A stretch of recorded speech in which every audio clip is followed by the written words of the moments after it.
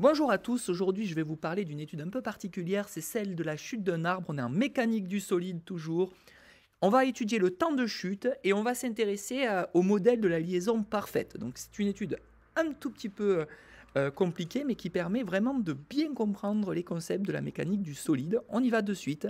Donc on étudie donc un arbre, on assimile l'arbre à une barre homogène et on suppose que la liaison est parfaite en A. Et c'est ça qu'on va aujourd'hui aussi un tout petit peu étudier, voir si vraiment cette liaison elle peut être supposée parfaite lorsque l'arbre tourne et évidemment chute vers le sol. Et donc on va essayer d'étudier comme nous le faisons toujours le système et le référentiel. Ensuite on appliquera le théorème du centre d'inertie, enfin le moment cinétique, le théorème du moment cinétique pour retrouver évidemment l'équation du mouvement.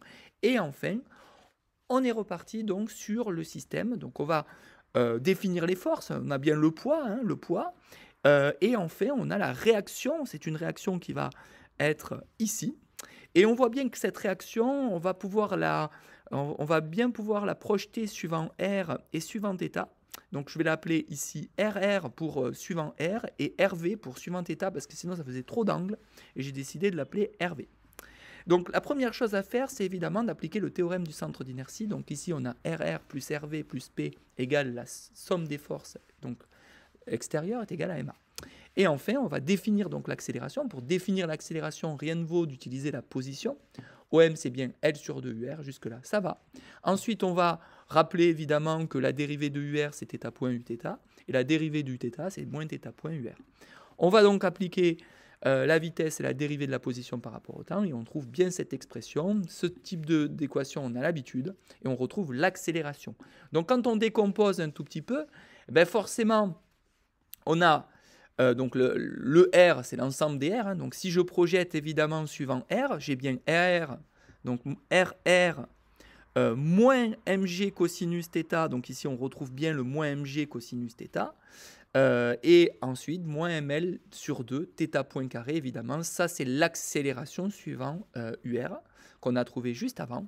Et ensuite on va faire la même chose en projetant suivant Uθ. Cette fois évidemment on a RV ici qui est bien dans le sens contraire de θ, donc on aura moins RV ou moins Rθ, ça revient au même, plus mg sinus θ égale ml sur 2 θ 2 points, donc ça c'est très important.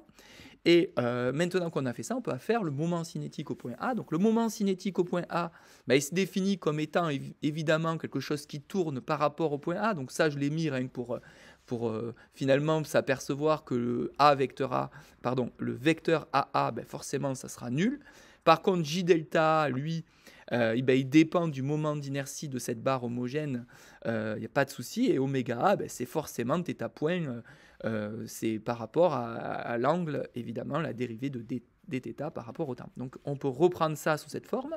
On sait que pour un alors attention ici, c'est pas pour un disque que vous corrigez, c'est pour une barre homogène, le moment d'inertie au point A autour de Z a pour expression donc 1/3 de ml carré. On peut refaire la démonstration qu'on avait déjà faite cette fois pour la barre homogène. Donc ici, on prendra J delta, c'est dm r carré, puisqu'on se situe à R. Évidemment, à M, c'était R carré ici. Et D de M, c'est mu dr. Donc on a bien ici, en intégrant par rapport entre 0 et L, on a bien mu L cube sur 3. En remplaçant évidemment la masse volumique étant M sur L, on retrouve bien le ml carré sur 3. Donc ça, je ne passe pas trop de temps. Souvent, c'est tabulé. On vous redonnera les expressions. Il n'est pas forcément nécessaire de savoir le retrouver. On va donc maintenant reprendre évidemment notre expression qu'on a donc maintenant remplacé le J delta dans oméga. Oméga, évidemment, la règle de la main droite permet d'expliquer que ici, x, y, z est vers nous. Or, l'arbre va tourner dans l'autre sens. C'est pour ça que, forcément, mettez votre pouce à l'arrière, cette fois, pour avoir la courbure des doigts qui va bien dans le sens de l'arbre qui tombe. Et on trouve bien moins 1/3 de ml carré θ point uz. Donc ça, c'est très important. Bien entendu, on va appliquer maintenant le théorème du moment cinétique, donc étant la somme des moments des forces extérieures. Ici, il n'y a pas de doute, le seul moment, c'est celui du poids. Et donc, on va avoir L sur 2 UR, vectoriel mg sinus θ. C'est bien le seul moment qui permet de faire tourner, évidemment, l'arbre. Et donc, on se retrouve bien, c'est le moment du poids, donc, et on aura bien donc cette expression qui va nous donner, donc, en remplaçant de part et d'autre les expressions, je vous évite les calculs un peu fastidieux, on retrouve bien une équation du mouvement, θ 2 points, moins 3g sur 2L sinus θ, donc ça c'est une équation différentielle, hein. Et donc alors là je prends une initiative un peu douteuse, hein, je vais choisir que l'angle est faible, ce qui est faux en vrai, mais ça nous permet de voir une équation un petit peu sympa, c'est-à-dire θ 2 points moins 3gl sur 2L, θ égale 0. Donc ça permet d'étudier en fait quand le temps au bout duquel l'arbre tombe au sol. Donc ça c'est intéressant parce que la solution de ce type d'équation différentielle c'est de cette forme-là. Et donc c'est assez intéressant parce que du coup, si je me place à t égale à 0, θ 0, on considère que l'angle est légèrement incliné au démarrage à 5 degrés, ce qui montre aussi pourquoi il tomberait tout à coup. On imagine que cette barre, elle est avec un angle de 5 degrés, et forcément, si on la lâche, elle perd l'équilibre, elle tombe. Donc, on imagine donc un arbre qui a été coupé en fait en A, et avec un petit angle, il va finir par tomber, et avec une vitesse angulaire nulle. Donc, évidemment, ça nous permettra de trouver A et B sans difficulté. Hein. À t égale à 0, on trouve A plus B égale θ 0, et à t égale θ point, et pour t égale à 0, on trouve A égale B. Et du coup, on retrouve que A égale B égale θ 0 sur 2. Donc ça, c'est très très bien. Alors, si on remplace, on retrouve cette expression. Là, on reconnaît une expression mathématique qu'on appelle le CH, de racine de 3g sur 2LT. Donc ça, c'est une expression assez facile à retrouver. Et si je veux maintenant retrouver le temps de chute, qu'on appelle ici TF, je n'aurai plus qu'à remplacer par pi sur 2 et je me retrouve avec une expression pour retrouver le temps de chute. Il suffit de remplacer ensuite par les valeurs et vous trouverez évidemment un temps de chute qui peut varier évidemment suivant la longueur de l'arbre. On voit bien que ça dépend de la longueur de l'arbre. Bon, j'avais trouvé à peu près 4 secondes. Mais après, à vous de refaire ces calculs en prenant évidemment la longueur et un angle initial qui dépend aussi de l'angle initial, ce qui est normal. Donc ça, c'était intéressant. Maintenant, on va faire évidemment, donc ici, retrouver tout cela, mais en utilisant le théorème de l'énergie cinétique au point G. Donc je rappelle que le théorème de l'énergie cinétique, je refais donc la même chose à chaque fois sur les 4 études précédentes. Ça nous permet vraiment de gagner un petit peu en dextérité. Hein. La dérivée de l'énergie cinétique au point G par rapport au temps, c'est donc égal à la puissance des forces extérieures plus la puissance des forces intérieures. Donc ici, forcément, l'énergie cinétique au point G, c'est 1/2 de J delta oméga carré. On voit bien que J delta, forcément, on le connaît, c'était 1/3 de ml carré, donc ça fera 1/6 de ml carré θ point carré. Et si, évidemment, je le dérive, je me retrouve avec une expression, évidemment, avec, rappelez-vous de la petite astuce, θ point carré, c'est 2 θ point, θ 2 points. Donc ça nous permet de retrouver cette expression. Ensuite, je n'ai plus qu'à retrouver les puissances des forces extérieures. Donc j'ai évidemment la puissance du poids, la puissance de la réaction tangentielle. Donc la vitesse de A appartenant à l'arbre, évidemment, elle est nulle. Et la vitesse de A appartenant toujours à l'arbre, elle est nulle. Donc on a bien une puissance de la réaction normale nulle. Et donc on se retrouve avec seulement cette expression. Et puis si on voulait étudier aussi les puissances des forces intérieures, ici on considère que la liaison est parfaite. Ça veut dire que le couple de freinage n'existe pas. Donc la puissance des liaisons est nulle, donc le couple de freinage est nul, et donc car la liaison est parfaite. Donc on considère qu'il n'y a absolument pas de couple de freinage. Donc cet arbre n'est pas freiné lors de sa rotation. Et donc ça c'est très intéressant parce que du coup on retrouve évidemment en reprenant la puissance des forces extérieures cette expression qui consiste à faire la puissance du poids.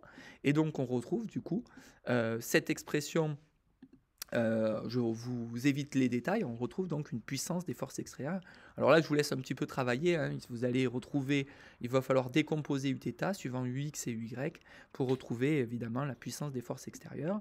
Et enfin, du coup, j'ai à tout simplement égaler ce que j'ai d'un côté égale ce que j'ai de l'autre, et on retrouve donc la même expression. Donc ça, c'est évidemment intéressant de pouvoir retrouver ceci. Alors maintenant, on va remettre en cause ce modèle. Et pour remettre en cause ce modèle, on va devoir un petit peu retravailler sur ce qu'on avait trouvé précédemment, sur le RR et le RV. Et pour cela, on va revenir à ce que vous savez tous plus ou moins, on va dire, retravailler, c'est le Rn et le Rt. Parce que c'était un petit peu bizarre de travailler sur la réaction sur la composante R et la réaction sur la composante θ. Je rappelle que j'ai mis V pour éviter d'avoir trop de θ. Et il ne nous reste plus qu'à remplacer là-dedans le θ2 point et le θ point carré. Donc déjà, on va le remplacer puisqu'on connaît ces expressions. On sait que θ2 point, c'était 3G sur 2L sinus θ. Alors cette fois, on ne met pas que c'est environ... On garde bien le sinus θ. Hein. C'était, je vous l'avais dit, un petit peu, on va dire, un petit peu... bon, même pas tout à fait adapté à l'étude ici. Hein. Donc θ2 point cavalier, je cherchais le mot. θ2 point, θ point, donc si on intègre cette expression, on retrouve θ point carré. Alors ici, il faudra faire attention à la constante. Hein. Et on sait bien que du coup, si la vitesse angulaire est nulle, eh ben forcément, on se retrouve alors du coup avec moins 3g sur 2l θ cosinus θ 0 plus une constante. Et donc la constante, évidemment, on peut la retrouver du coup. Donc ça nous fait θ point carré égale 3g sur L, et évidemment cosinus θ moins cosinus θ 0. Donc il faudra faire attention ici, évidemment, θ point carré, hein, les deux et les deux se simplifient ici, hein, lorsque... non, j'ai dit une bêtise d'ailleurs. Ah oui, non. Et on voit bien que les deux, en fait, après que j'ai mis là-dedans le K, remplacer le K, les deux se simplifient, c'est bon. Donc une fois qu'on a fait ça, on retrouve donc deux composantes. G divisé par mg pour avoir RR sur mg. Donc là, je vous laisse un petit peu revoir, j'ai repris tous les détails, hein, j'ai bien développé pour retrouver RV de telle sorte que je retrouve RV sur mg et RR sur mg. Et ensuite, il ne nous reste plus qu'à retrouver Rn et Rt. En projetant, hein, j'ai donc Rt, c'est une composante de Rv et de Rr. Et de la même façon, je fais la même chose pour Rn. Donc là, je trouve une expression un peu mathématique, un peu longue, mais je vous laisse la retrouver. Il ne nous reste plus qu'à retrouver Rn. De la même façon, Rn, c'est une composante de Rr et de Rv. Je vous laisse retrouver ces expressions-là. Et une fois que je les ai retrouvées, il ne me reste plus qu'à tout simplement les tracer. Et donc, ce qui est intéressant ici, c'est de bien comprendre qu'on va mettre à défaut ce modèle un petit peu de liaison parfaite. Regardez bien ici, on a la réaction tangentielle sur mg qui, à un point donné, ici, pour 0,85 radians, soit 47,6 degrés, on constate que la réaction tangentielle deviendrait nulle, voire même après négative. Donc ça implique que la liaison ne peut pas rester parfaite. Hein. Ça veut dire qu'il va y avoir un glissement du tronc de l'arbre à la base, au point A, ce qui suppose alors du coup qu'on va dire qu'on a choisi, on va dire, ce modèle un peu trop parfait et qu'il y aura bien un glissement. Et donc c'est intéressant parce qu'en fait, on voit bien qu'on a pu étudier beaucoup de choses, mais que ce modèle, il n'est pas tout à fait réaliste, en tout cas jusqu'à l'angle de 47 degrés, il le sera, et à 47,6 degrés, on voit bien que ça n'est plus du tout réaliste. Voilà, cette capsule vidéo est terminée, j'espère que vous avez appris plein de choses, on se retrouve bientôt.